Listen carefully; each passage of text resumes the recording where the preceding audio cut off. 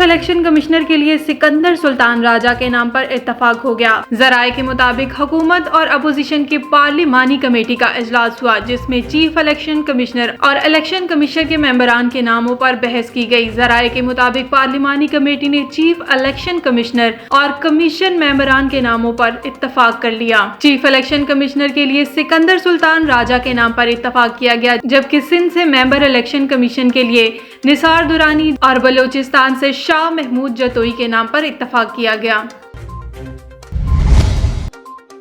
गंदुम का बहरान बरकरार, पेशावर में आटे की कीमतों में रिकॉर्ड इजाफा। मुल्क के मुख्तलिफ शहरों में गंदुम का बहरान बरकरार है। पेशावर में आटे की कीमतों में रिकॉर्ड इजाफा देखा जा रहा है। कराची, हैदराबाद, लाहौर और पेशावर समेत मुख्तलिफ शहरों में फी किलो आटा 70 रुपए ही फरोख्त किया जा रहा है, जबकि पेशावर में 2 माह कबल 20 किलो आटे के थैले की कीमत 780 रुपए थी, जो अब 1100 रुपए तक रिकॉर्ड की सतह तक जा पहुंची है।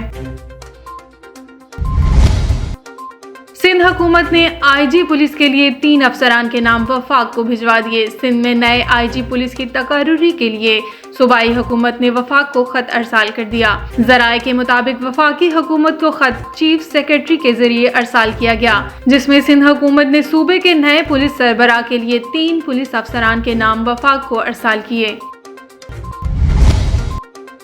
सोशल मीडिया के जरिए खवातीन को ब्लैकमेल करने वाला मुलजिम पुलिस के हत्थे चढ़ गया। सोशल मीडिया के जरिए खवातीन को ब्लैकमेल करके जायदाद हथियाने और कत्ल की धमकियां देने वाला मुबैना मुलजिम को इस्लामाबाद से गिरफ्तार कर लिया गया। इस्लामाबाद के इलाका थाना I9 की पुलिस के मुताबिक मुलजिम रिजवान जट सोशल मीडिया के जरिए दोहरी शहरियत की हामिल खवातीन को वरगलाकर शादी का झांसा देता और जायदाद छीन लेता।